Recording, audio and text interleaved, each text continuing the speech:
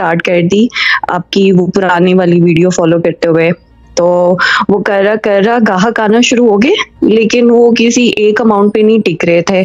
कभी कोई कहता देख के गाड़ी के 25 लाख कर लें, 24 लाख कर लें, मतलब वो हमारे बारे में ही नहीं थी। हम कह रहे थे 27-50 में ना गाड़ी निकल जाए।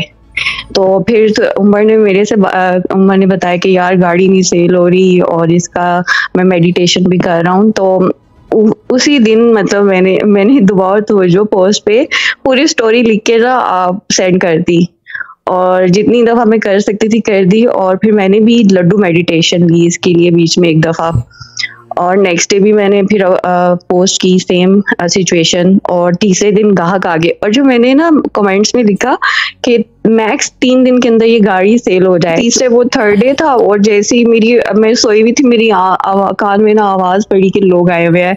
मैंने उसी टाइम दुआ जो पोस्ट पे खोल के मैंने आपको कहा कि पार्टी आई हुई है, डील डन हो जाए, डन हो जाए, डन हो जाए। और उन्होंने deal with in 5 minute done की देख के गाड़ी, और उन्होंने सेम डे में फिर लग रहा था कि पैसे नहीं ट्रांसफर करेंगे।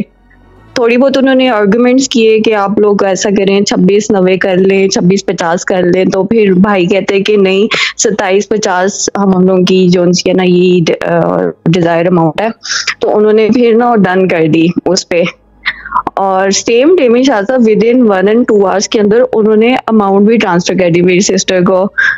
तो ये हमारे लिए कितना बड़ा रिलीफ था, इतना बड़ा रिलीफ था, और सब सरप्राइज भी थे और शॉक भी थे कि वाह कितने में बिकी गाड़ी? 27-50 में बिकी।